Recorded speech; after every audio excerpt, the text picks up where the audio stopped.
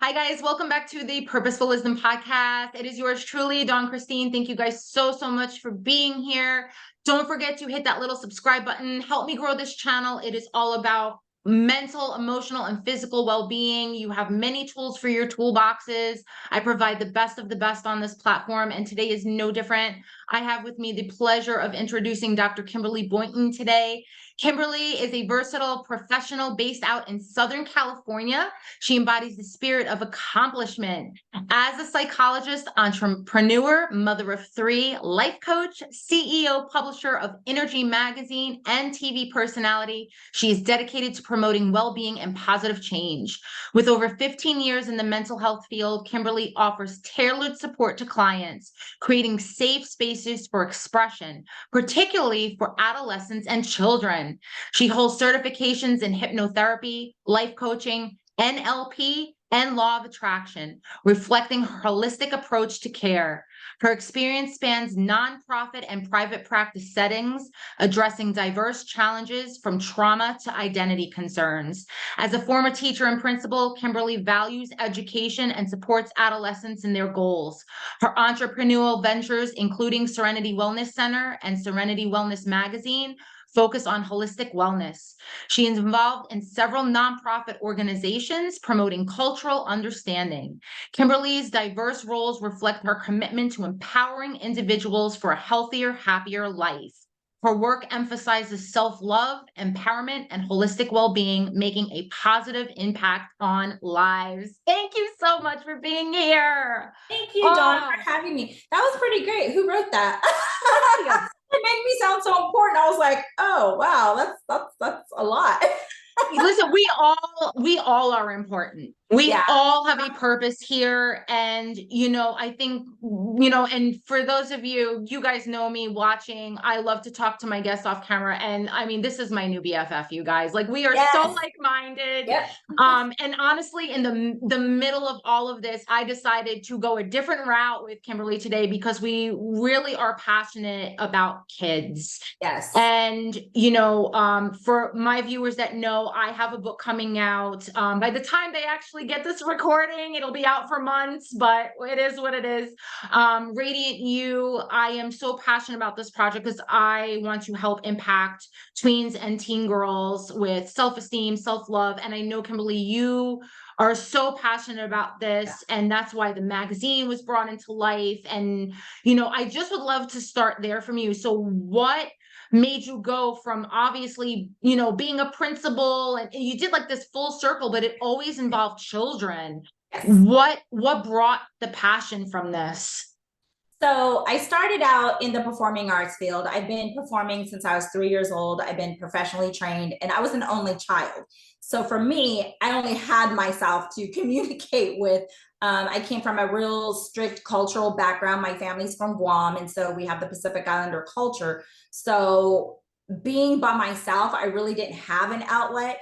And coming from those times and from my culture, everything was swept under the rug. We didn't talk about it.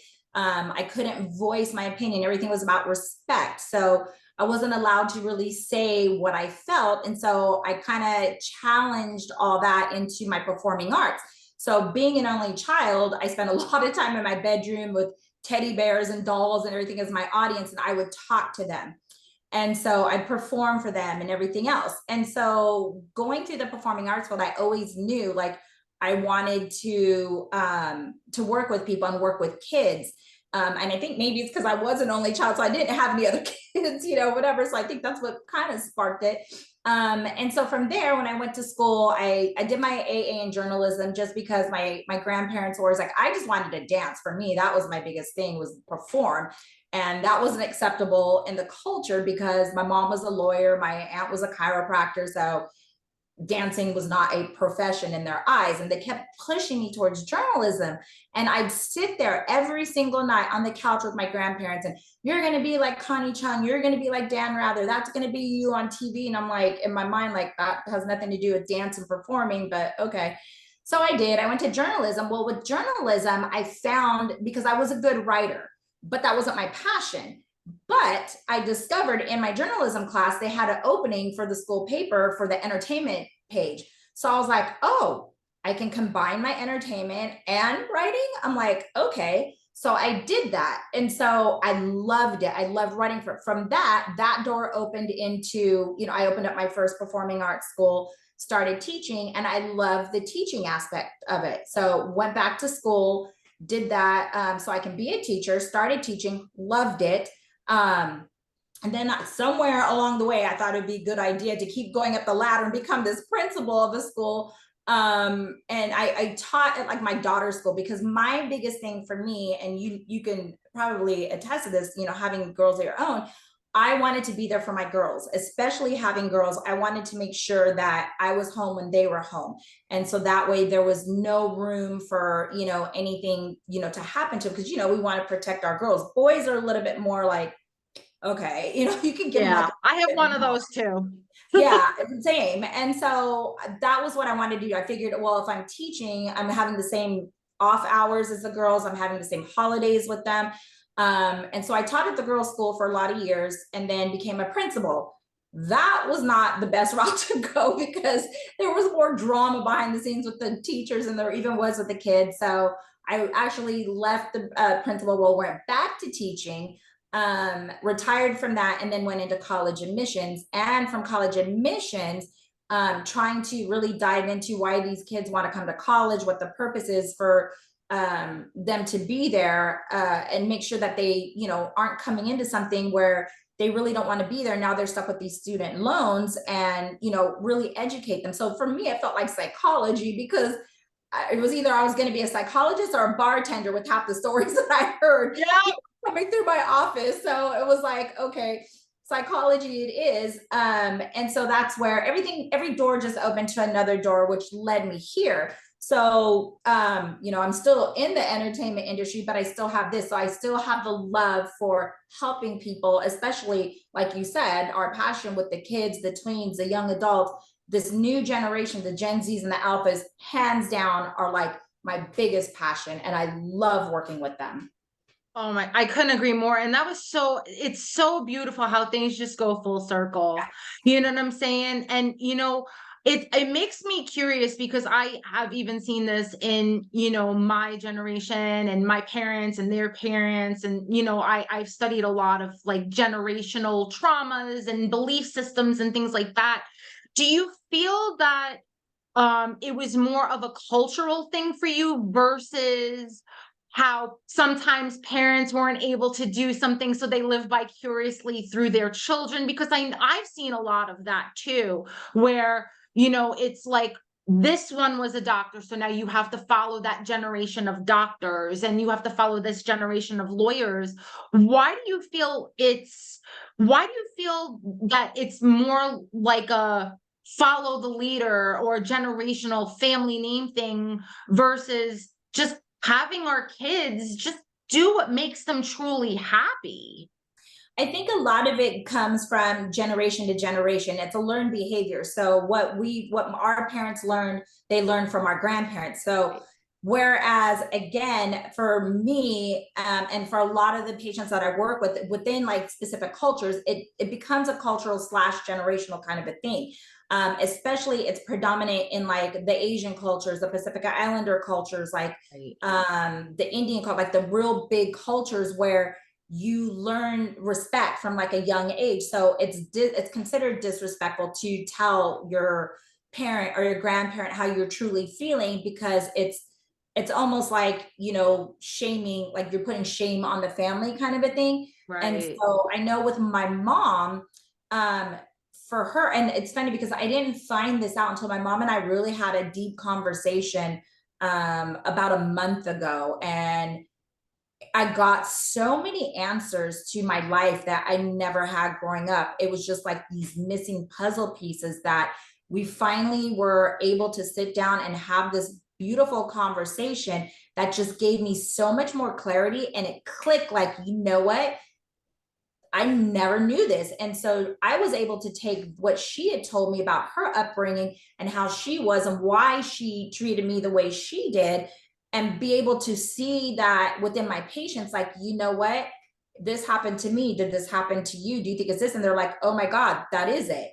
And so it's a generational thing, but it's also, you know, a cultural thing in most cases, where especially for coming from a different culture and coming to the Americas, like we're more lax, like we're more chill, like now anyway, like everything's pretty much accepted and open and we can talk about it. But when you're not from that specific culture or that upbringing, it's new.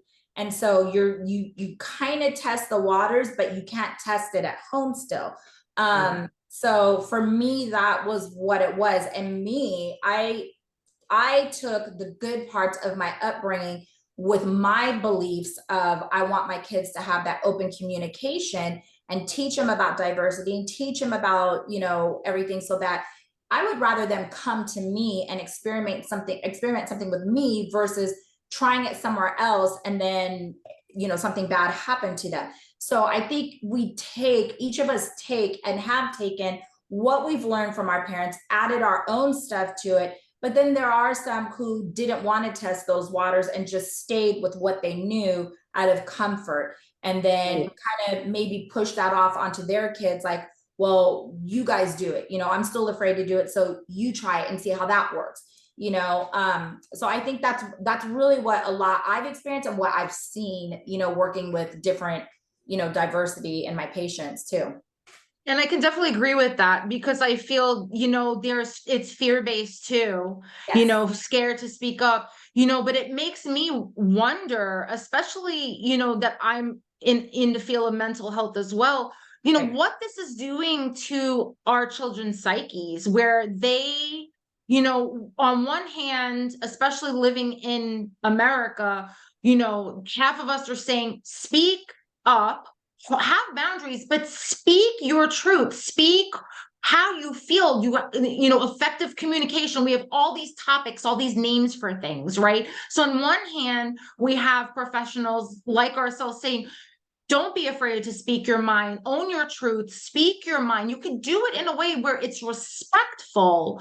And then on the other hand, because of cultural diversities and belief systems that are generational, then you have children that suppress that hold that in, or like deep down, they're like, I don't want to be a lawyer. I don't want to be a doctor. But if I don't do this, mom and dad and grandma and grandpa are going to be mad at me. So they feel shame and guilt for truly wanting to do what they want to do, but they don't want to make their parents mad. So how do you even go about doing something like that, to where the child is free to make their own decisions? Even is that, do you feel with your clients, do you start to see that a little bit of that unpacking? Like, are older generations more open and optimistic to actually hearing what their children are feeling and wanting to say to them?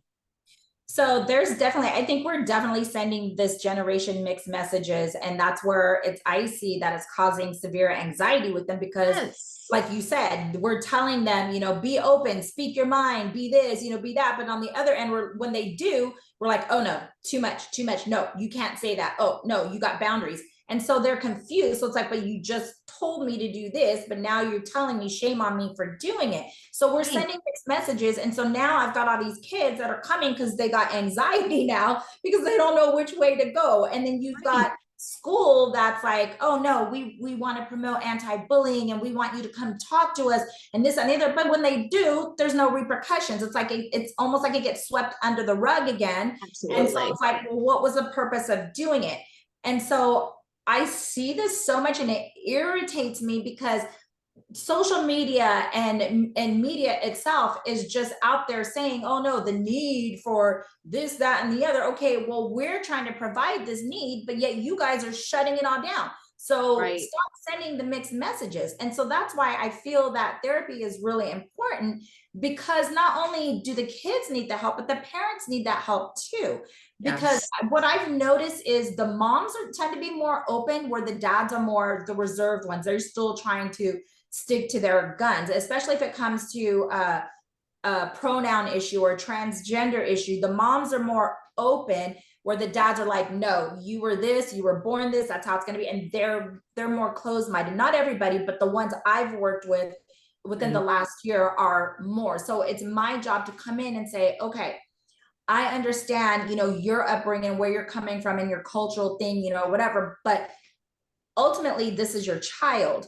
And so Right. just hear your child out, because it may not be that they are a specific gender or pronoun, it's they're confused because Right. of what's happening at school. They're just trying to fit in.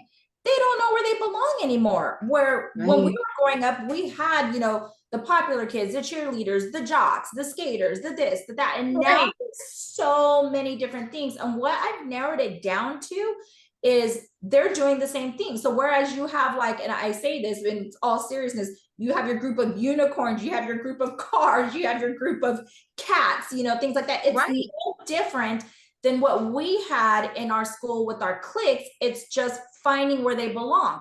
Whereas somebody may have came and said, oh my God, I feel like a unicorn, like I just feel expressive and I want to be different. And oh my God, you feel like that too? Yeah. So now what's happened is they find other like-minded people who feel the same way. They've created this community of unicorns.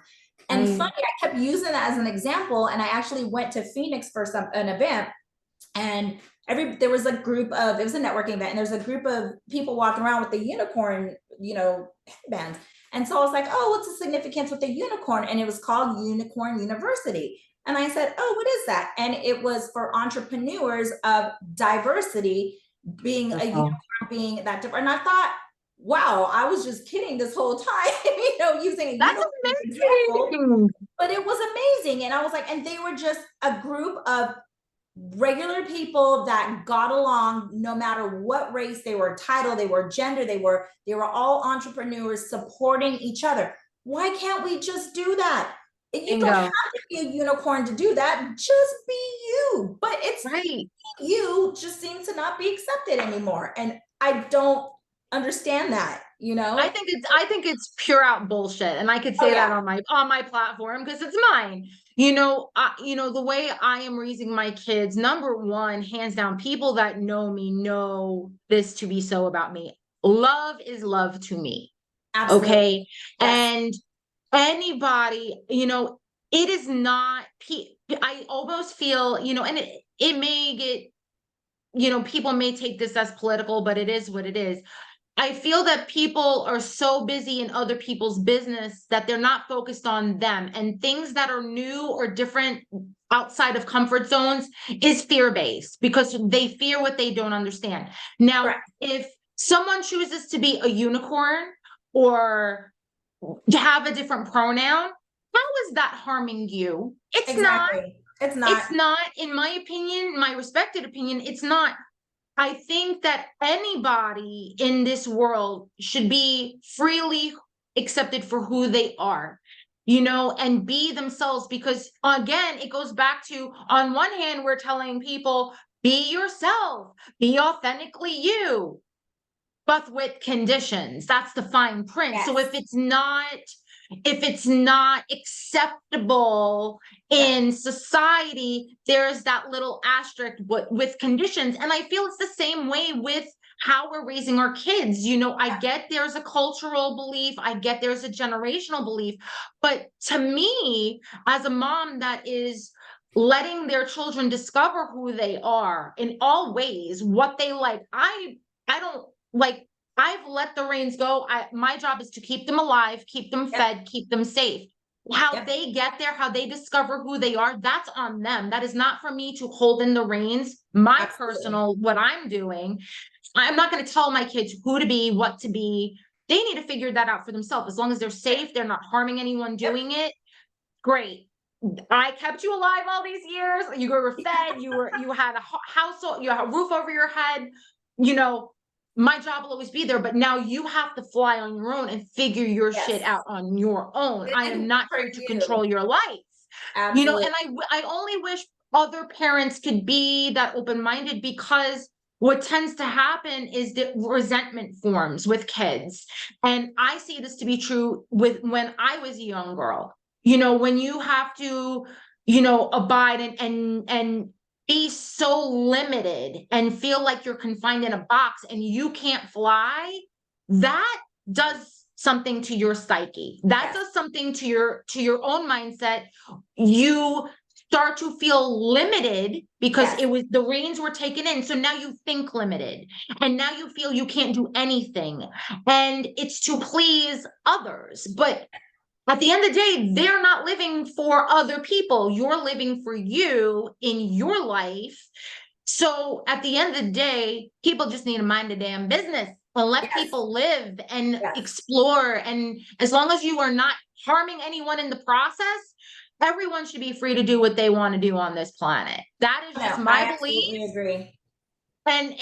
Because I see what it's doing to kids. I see how it's affecting the mental wellness of our future, and it's not okay. It's just not okay.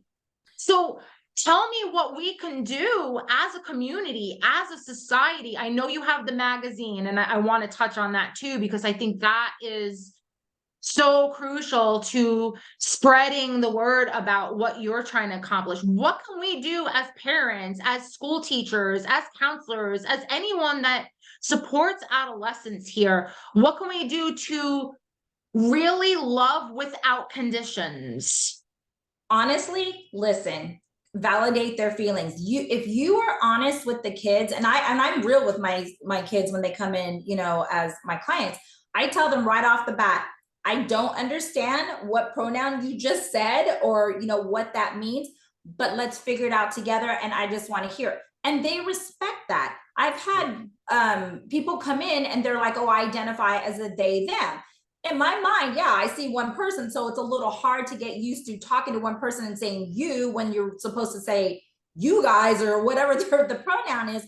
And so I'll always myself be like, oh, well, you or you guys. And then I make a joke about it. I'm like, okay, I can't keep track of it. And they're like, oh, it's okay, Dr. Kim. And they love it because at least you're acknowledging it and you're validating that you're trying to respect who they are trying to be. And so if you just tell the kids like, hey, I don't understand, but I'm still your parent and I want to listen and I love you unconditionally. And you said it. People are putting, even parents are putting conditions on their love. That's not what we had kids for. We were kids to love them unconditionally. I don't care what you are. So if you're going to put conditions on what gender you choose to be, are you putting conditions if they're born with a disability? Like, oh, I'm only going to love you if you come out a normal, healthy baby. So where's the conditions with that? So it just drives me nuts that they say, oh no, I love my kid unconditionally. Then why are you in therapy with them? Because your kid is sitting in front of you saying that you're not accepting them for who they are. And normal needs to be thrown out of the dictionary anyways, because nothing's freaking normal. There is no normal. We all have dysfunctions, we all have fears, we all have been through some sort of trauma in our lives. I don't care who you are, where you come from, like we all have our own crap to deal with. And I'm tired of the finger pointing. Work on you. Become a better human being and be open to the idea of that old belief systems don't work anymore. For certain things, yes, the main levels, respect, communication, consideration, love, but not love with conditions, because that is affecting our kids. Everybody. It's big time affecting our kids. Yeah. And I see it all the time. It just breaks my heart but what I like about it is I'm able to bring the parents in, because it's not just the kids that need the education, it's the parents too. And so when I bring the parents in and we sit down and we kind of really talk about it and go back to the basics of unconditional love and, understanding and getting through it. There's been occasions where I've had a female come in and say they identify as a male, but when we get to the nitty gritty of it and we bring the parents in, they're back to being a female again. It was just that confused stage, but they didn't know how to approach it out of fear that, they weren't understood. And so when we really get to this, it's like, no, mom, I just needed, some clarification because these are the feelings I had. I went through that. Like I was my funny story, but my grandmother always told me, oh, you're the princess. This is your castle. I think I was my only child. So she just tried to make me feel special. But in my mind, like growing up, I never wore pants because princesses always wore dresses. They always wore bows. So if you look at all my pictures growing up, I had a bow in my hair. I had the frilly dress. So the first time my mom bought me pants, I was like, oh no, Princesses do not wear pants. They wear dresses. And my mom was so mad. She took me to my grandmother's house and she put the pants in front. She goes, your granddaughter better be wearing this by the time I get home tonight. And I was like, Oh my and gosh. so she leaves and I was like, Grandma, princesses don't wear pants. And she goes, it's okay. She goes, we'll put it on. She goes, for when your mom gets home. And she said, when you go to bed tonight, you can take it off. And she goes, when you come back tomorrow, you have to wear it again. But it was just like, it's just one of those things. So, but I mean, obviously, growing up, I ended up wearing pants, whatever. But at that time, again, learned behaviors, learned kind of things. Right. And then you figure it out as you go. But when you're a little kid, you don't understand. You take everything that your parents or whoever is raising you to heart. Like you believe everything when you're a little kid. So if your parents tell you you're a princess, you are a princess until you find out psychologically later you're really not a princess. Right.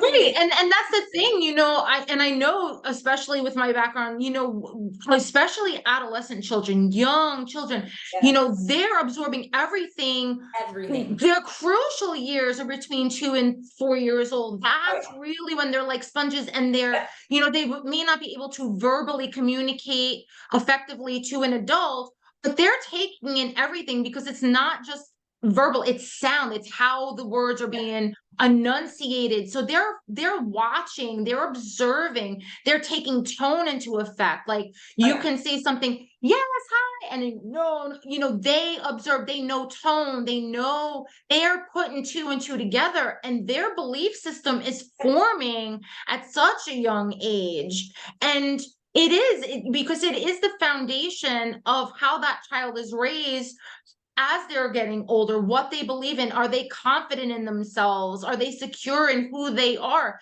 As it is, our adolescent, tween, and teenagers, they're still trying to figure that out, where they fit in, like you said, where they belong. Do they belong everywhere? Are they more in, like going towards the football stage, or are they a jock and a nerd? And they're figuring out who they are. And to have our beliefs with conditions on top, I feel that's where a lot of their anxiety and their depression is coming from, and just hermit mode. And I just, it blows my mind because things are changing so much, and I don't really feel like a lot of society is taking all of that into consideration Yeah. because of all these limitations that are put on our kids. Yeah, and you said it in the beginning, Dawn. It's fear-based. Everybody fears the unknown. And so it's kind of like if you go back to, I'll speak for my generation,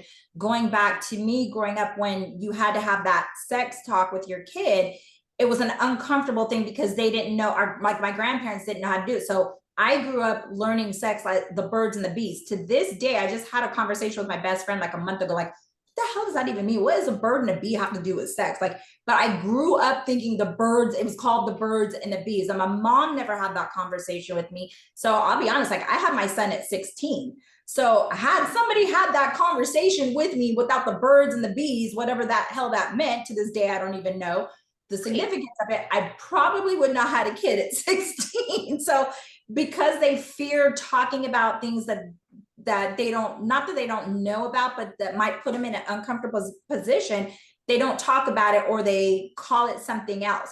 My psychology professor, when I took human sexuality, he hit the nail on the head. It was funny, but he was so real, it made sense.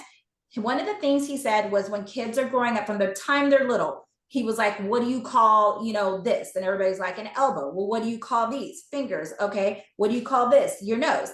He said, what do you call a private part to a kid? And everybody came up with different names. He said, why is it that when kids are little, we have normal names for all the body parts, but when it comes to the private part, we give it names like wee wee or pee pee or, whatever. He said, can you imagine? And I died laughing. The whole place started laughing. He said, can you imagine if those kids stuck thinking that that's really what it was called? He says, and a teenager, and you're having your first, blowjob. Hey, yo, can you suck my wee wee? He said, how many girls would be like, what did you just say? And I was dead. but it was Right. so raw and real. It was like, you know what? That makes sense. Like, why do we do? I mean, I'm guilty of it. I did the same thing with my kids. But why did we do that? Because we were taught, we were taught different things. And I guess because it's considered, an uncomfortable word or uncomfortable thing to say, you don't have to call it the street names of what it is, but that's a penis, that's a vagina, Right. but we don't. We make up these cute little words, oh, don't touch your Because it's leaky. uncomfortable. That's why.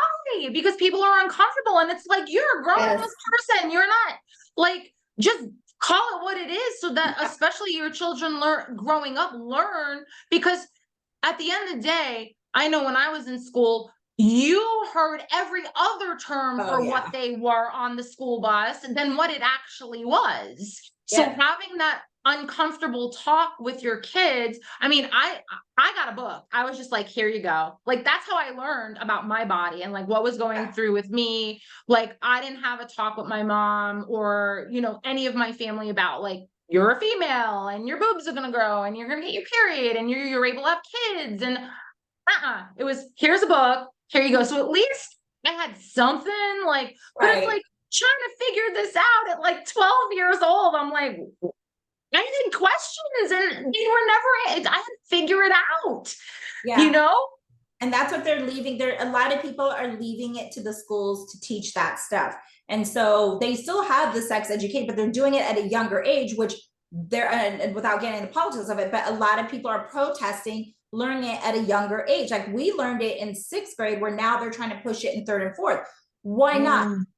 You have to learn it younger because these kids are maturing a lot faster. I was gonna say, girls, I've noticed it. Girls are menstruating, they're getting their periods for the first time younger and younger. I feel it has to do with the food. I don't care what anyone It says. does. I agree. Thank you. I'm sorry. There's Hormones. chemicals in the foods that are tweaking girls' hormones and boys too in a different way. But something's in the food because that I mean, no, I don't understand, because the earlier girl, especially for young girls, when they experience this for the first time, I know how I freaked out my first. I'm like, oh my God, like, and now the girls are getting their periods younger and younger and younger. It does unfortunately have to be pushed back because girls need to understand, not only can you get pregnant, STDs, all these other things. There's so many levels to this that they don't understand. So if you want to fix that problem, then stop putting preservatives and crap in the food and have girls' bodies being regulated when they should get, like, it's a simple solution, but it all comes down to money. Like, I know this.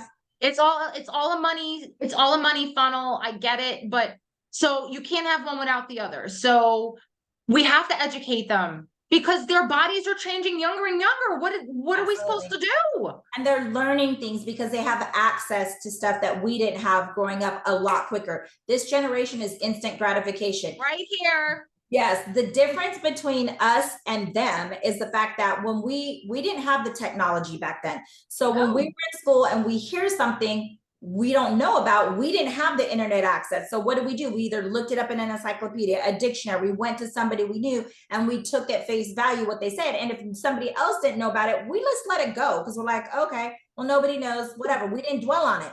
These kids need to know. So because they have instant gratification at their fingertips, they know everything. And even adults, and I'm guilty of it, self-diagnosing. The minute you get something on your hand, oh God, Google left hand, pus swelling up. Oh my God. And that's me. And I'm over here telling my patients, like, stop self-diagnosing. And I'm over here, oh my God, I got to, what is the, and I'm like, oh my God, I'm so guilty of it because we have the access to it. But here's what happens. So you get a sore throat and all of a sudden it's scratchy and this, that, and the other. And you Google all these symptoms you're having. It's like, oh, I have strep throat. So what happens?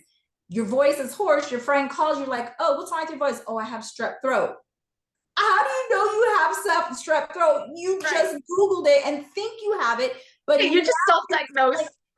You're telling everybody I have strep throat. So what happens? You go to the doctor. Oh no, you have acid reflux, whatever. I'm like, oh, I thought I had strep throat. Well, where'd you get that at? But now all your friends because you put it out on social media. Hey, everybody, I'm sick with strep throat. Hey, I have strep throat, I have strep throat. Oh no, it was just acid reflux. So you know what? So, but that's where we've come to. It's like self-diagnosing, and you need to know. And if you don't know, you go find it and you don't stop. And that's the difference. We don't stop because we know the answer is either Google University or YouTube University or TikTok. So you no, I universities completely agree. I completely agree. I Yeah. completely agree. I mean, that's how I started my podcast. How to start a podcast, YouTube University. Yeah, How do you upload videos, YouTube everywhere. University. I mean, at least I'm doing like good, you know what I'm saying? Like I'm trying to stay away from the self-diagnosing stuff. Like I just, no, I can't. I want to know more about the magazine, because what you're doing, and you told me off camera, and I love this, especially for the mental health side. Tell my audience what you're doing with this magazine, because I think this is absolutely phenomenal, Kymberli. So Serenity, so I own Serenity Wellness Center, which myself and my business partner, Michelle, she's a family nurse practitioner. We came together and we met through performing arts because her daughters were my students in my performing arts academy, because I also own a performing arts academy. And so we met when she was dropping her kids off for camp, and we had the same idea of just helping people and reaching, you know, the community. So we formed Serenity Wellness Center back in 2018. And so from that, we thought we could reach people on a bigger scale. So we were doing group therapy sessions, and every week we would have a different topic. So one week would be like, you know, women only. We could talk about whatever. The next week, divorce care. Next week, PTSD. Next week, you know, so it just grew. We were just getting mass amounts of people coming to our group sessions. And then of course, COVID hit, we had to shut the building down. But before that happened, we thought, well, why don't we create Serenity Wellness Magazine based off of the Serenity Wellness Center? And literally at that time, it was just more meant for the community, you know, to just kind of pass out, to let people know about what was available, like a resource kind of a type of a magazine, not meant to go anywhere big. So come 2000, so we shut this facility down, and, you know, that kind of went south for like about a year and a half. So last year I launched Serenity Magazine again. And this was like going around and getting different health, you know, related people to be in the magazine. So, and I liked the uniqueness, like everybody can hear it from a doctor and a gynecologist or whatever, but it was getting different things that people didn't necessarily know about, like different machines that were available to them, different pain management, you know, not always about medical kind of stuff. So we launched that last year. And then this year, because I've seen a huge change from adults and couples to all Gen Zs and alphas that I have now, just within the last year and a half. And my thing was like, my assumption was they just need their voices heard. And I thought, you know what, why don't I do an issue of voices heard, the Gen Z and alpha issue? And so for me, like, I don't, obviously when I'm TikTok and stuff like that, I don't follow a lot of the Gen Zers, and I don't even know who they were. So it was an idea. Well, then I went to do a career day at a middle school. And so I walked in, and the first question every kid raises their hand and asks, who's the most famous celebrity you know? And so I'm naming off all these celebrities that in my eyes are celebrities, you know, and they're just looking at me like, and then yeah, and now every single classroom asks me the same celebrities. They're like, do you know blah, blah, blah, blah, blah? And I'm like, I have no idea who like, what? So I go home and I go they're all YouTubers, they're all TikTok influencers. I was like, are you kidding? But these are who are their celebrities now. There are celebrities, and their celebrities are completely different. And so that's when I was like, okay, now I'm starting to see things. And so as much as they're evolving, we have to evolve with them. And so I told my staff, I'm like, okay, you guys are all in this Gen Z era. So I'm like, I need you guys to bring me Gen Z, you know, type people to get in the magazine so we can interview them and, you know, whatever. So we did. So on the cover, so this issue of Serenity Magazine, we were supposed to launch it September 23rd. However, because I have a lot of features in there that are SAG celebrities, we had to put it on hold, and it's still unfortunately on hold. It's ready to go. We just couldn't do everything we had. So the timeline's being pushed back. So I'm sure your followers are probably familiar with Sean Kanan. He's an actor on Bold and the Beautiful, plays Deacon Sharp, but he's mostly known for Karate Kid 3, and he's Mike Barnes on Cobra Kai. And Right.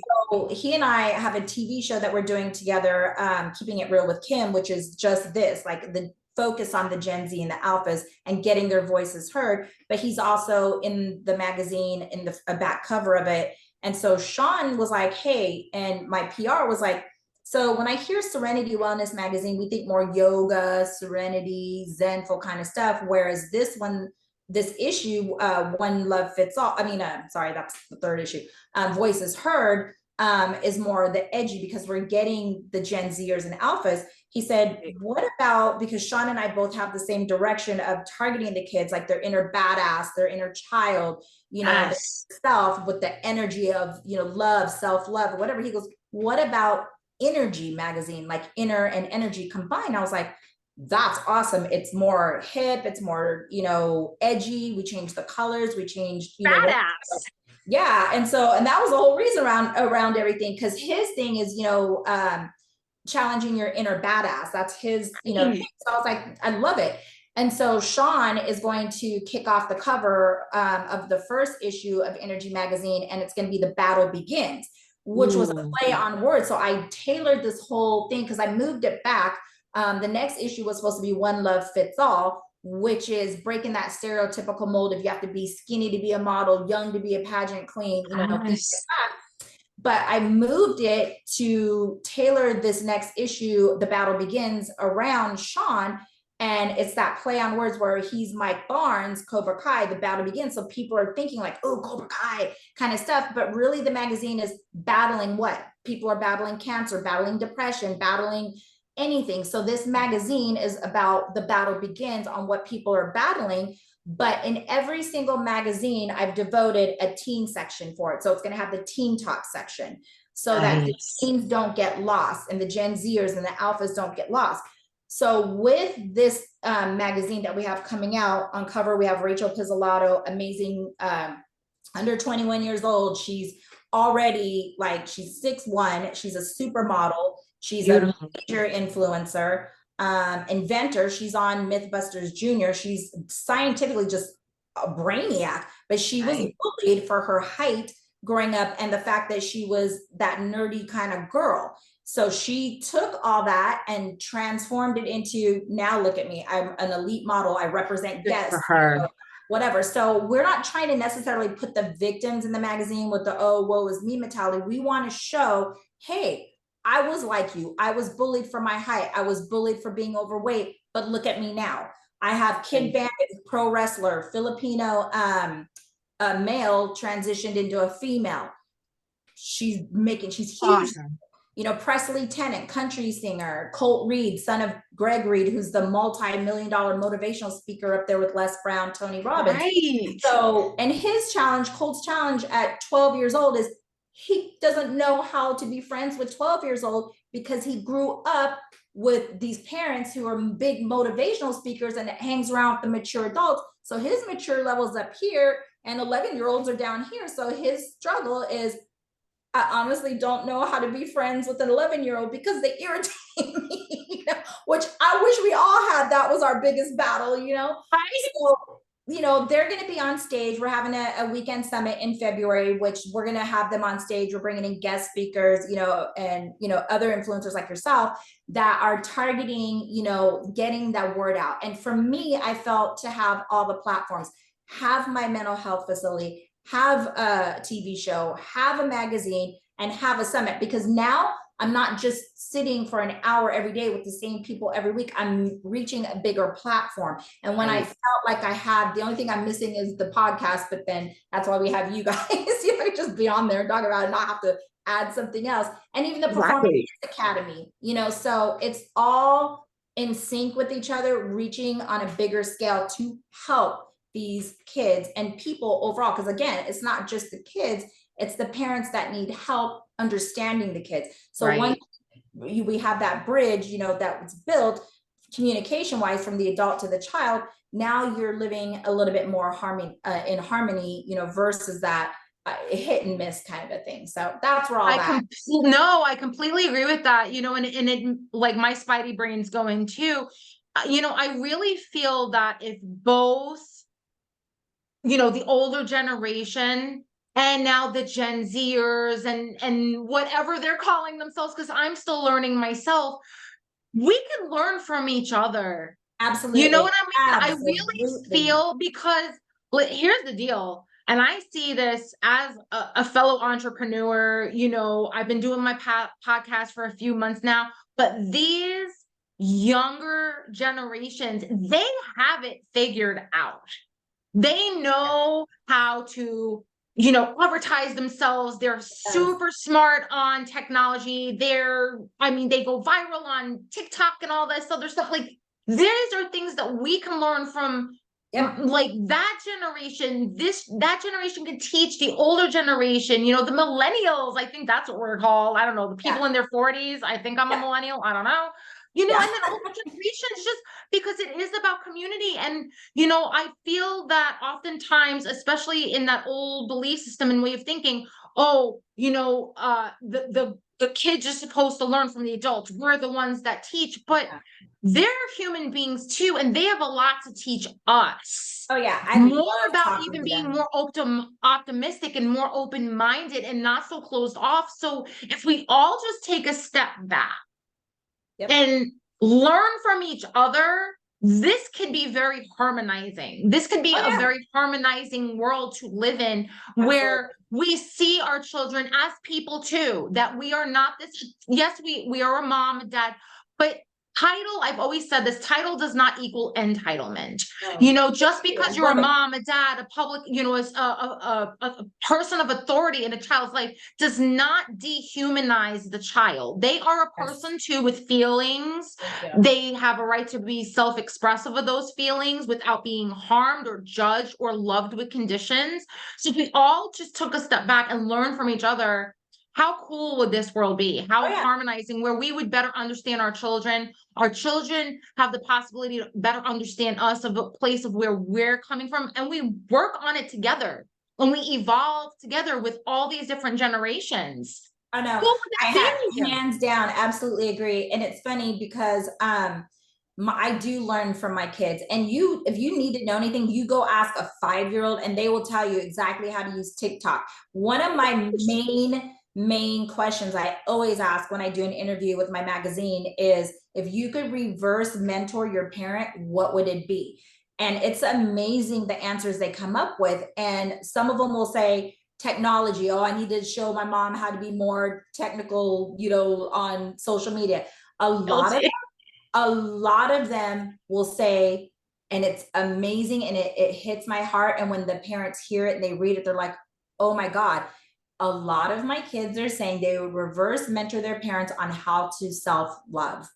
And it blew me away, the amount of responses that I got from them saying that. And I'll ask them, well, can you elaborate on that? And they'll say, yeah, my mom is so critical on herself and so about us, you know, that she forgets, you know, to love herself.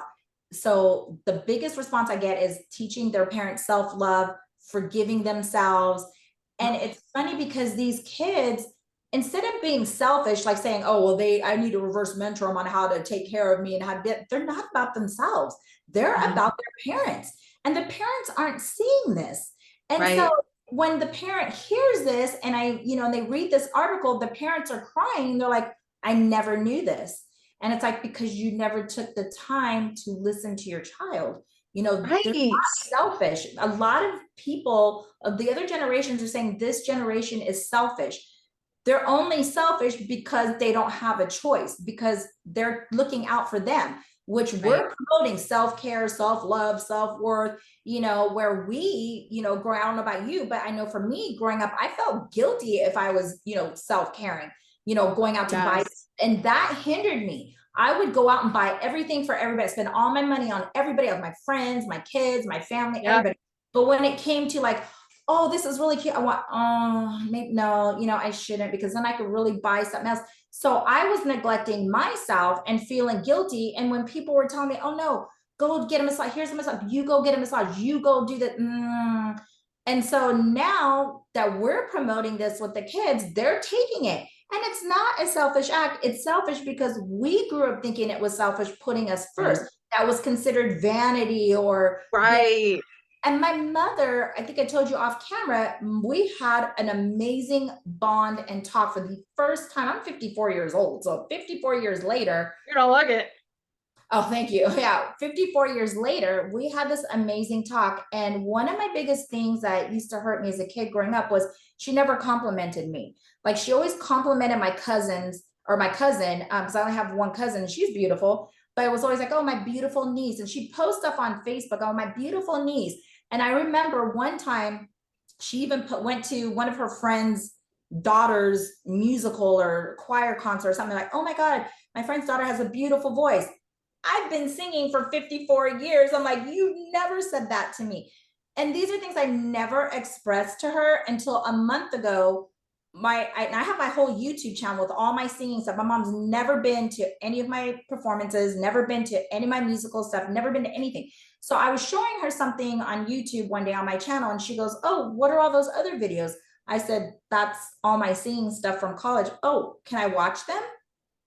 And I was like, okay. And so I put it on and she was watching. She's like, wow. She goes, your voice is beautiful. Wow. Because I was singing in different, I had to learn 28 different languages in one semester. So my mom was like, that's really beautiful. And then out of nowhere, my mom looks at me and she goes, you know why? She goes, I never complimented you throughout the years. And all of a sudden, like my heart was like, oh God, here comes that talk, you know, whatever. And I was like, no. And she goes, I wanted you to stay humble. She goes, I never wanted it to go to your head.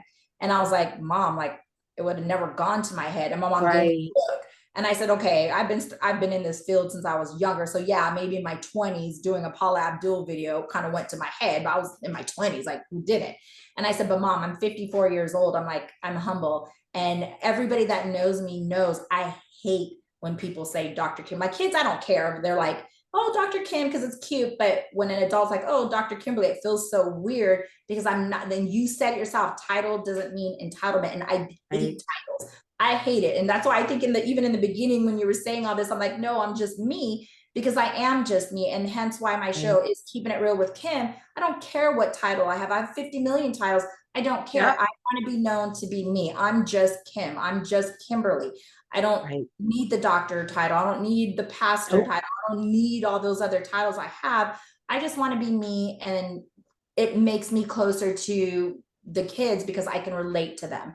You know, they want to be met at their level. If you come in and you're like, oh, I'm Dr. Kymberli Boynton, you know, what brings you to therapy? They're going to be like, you know, they're not going to open up. When I'm like, I make a joke with them because I meet with the parents and them first. And then when the parent leaves, the minute the parent walks out the door, I'm like, okay, we can talk shit about him. Tell me what's up.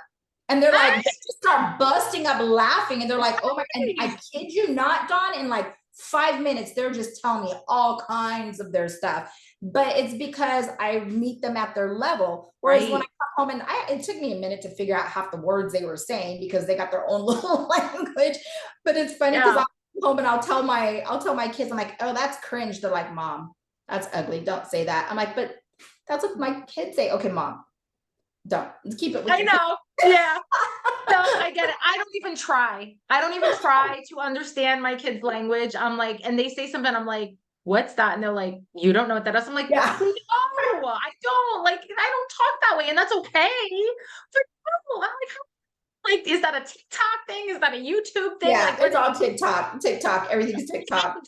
Like, let them be expressive. We had our own language. Yes. I mean, we had and I'm going back, this shows my age, horny and, you know, like what fly. And I don't even know, like, I can't even remember what the 80s terms were, even in the 90s, you know, but like all our generations have a language. Look back into the 50s, you know, just look musically if you have to reference something, like how music has evolved, so has language. So it's just learning from each other and just being open and open to learning and not so closed down and shut off and you know, we're supposed to grow.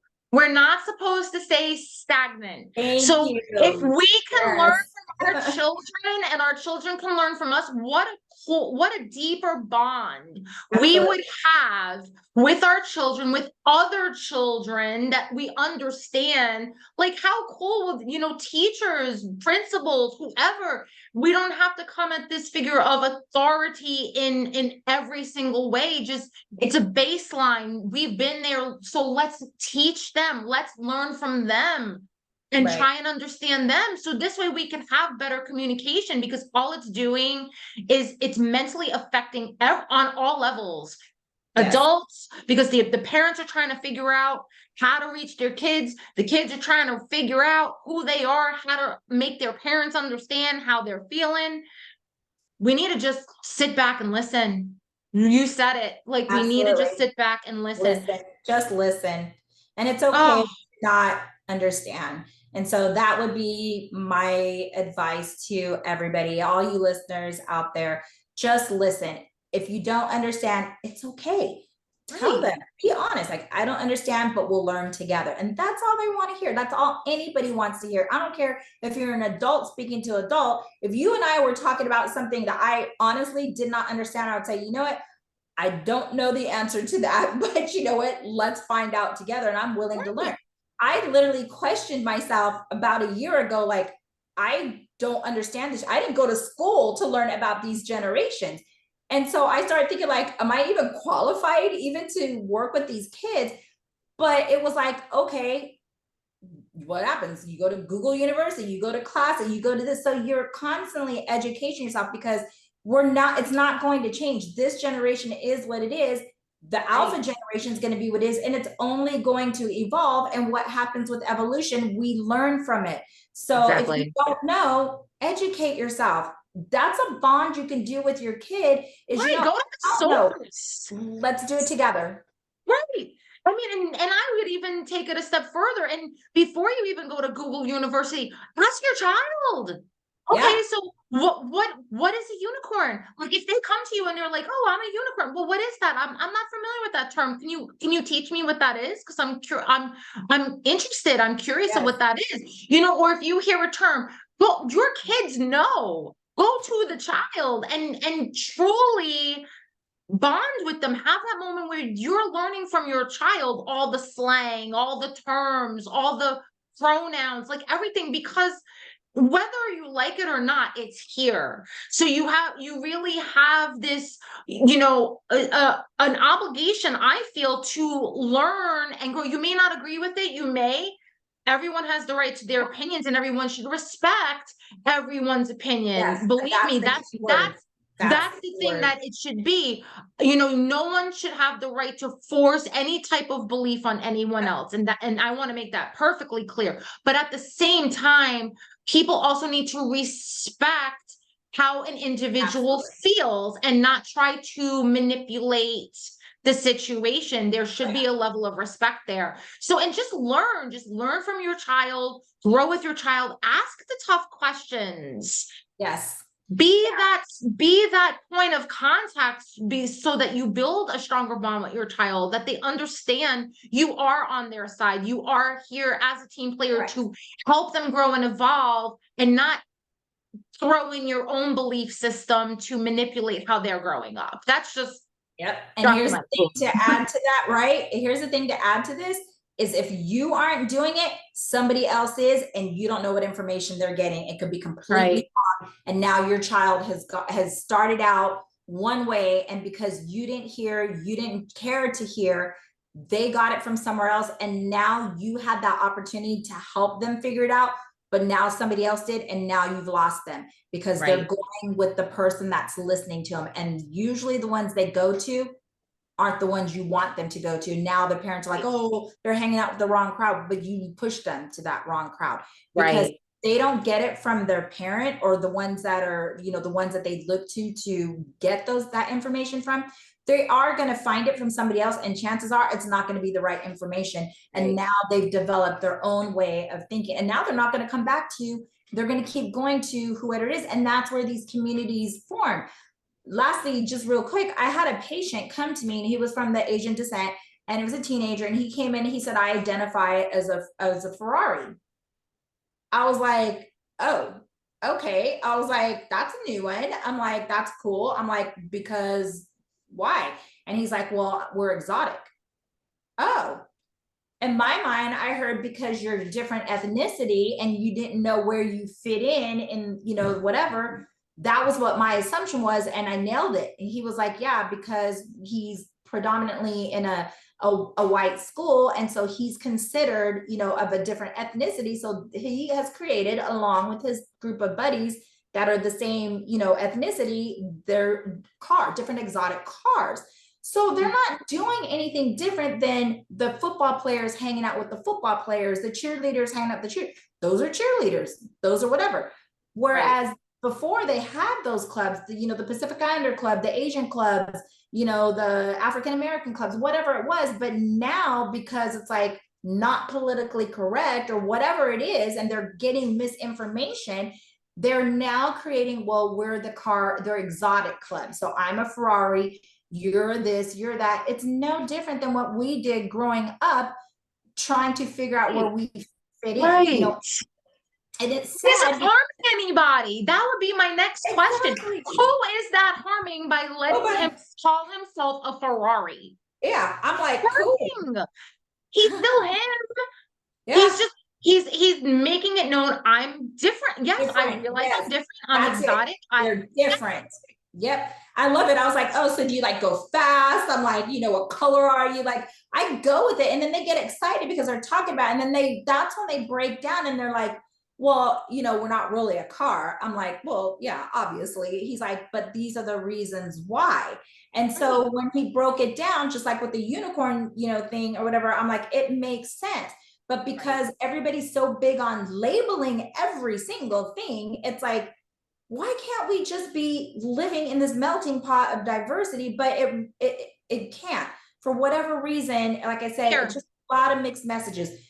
Be open. No, you can't speak your mind, but don't say this, you know. So it's like now anxiety's built, and from anxiety comes depression and everything. And that's why you see the kids socially withdrawn. Well, my kid won't come out of the room. They don't want to socialize. They don't want to socialize with you because you don't socialize with them. You cut them down. So why would any kid want to go hang out with their parents or their siblings when they're looked at and not understood and not heard and their feelings aren't validated? I would stay in my room too. Right.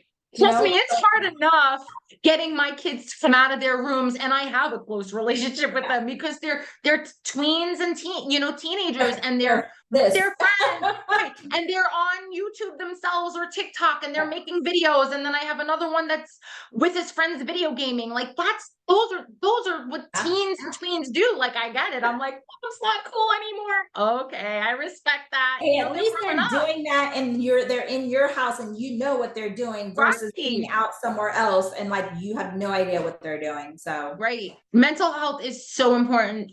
You know, not only to me, because you know it does start with you. You have to take care of yourself and have that self-care for you and that self-love for you, and that does spill onto your kids. Your kids do notice that. So Kim, this has been amazing. Like, I really have to have you back on, because we can talk for days about this stuff. Like you and I seriously feel that. But for my people that are listening, because I know a lot of people, you know, go on YouTube and they'll listen to the audio. How can people get a hold of you if they want to book a session? Just go to my website. It's my name, my first name, my last name, KymberliBoynton.com. And Kymberli is spelled different. It's Kymberli. And I'm sure you'll probably put the link up there or the name. But it's literally, I made it easy. My first name, last name.com, and go from there. And all my link, the magazine link is on there, performing arts, all that stuff is all on there. So I have all your social media links. Everything will go in the description box, as always with all my guests. I cannot thank you enough for being here. This was an amazing conversation. Guys, thank you so much for listening and watching today. Don't forget to hit that little subscribe button. Help me grow this channel. Let's spread the message of healing. You guys have so many tools in your toolbox. I provide new episodes every week for you to learn from the best of the best. Thank you for being here, and I will see you on the next episode. Be well, guys. Thanks.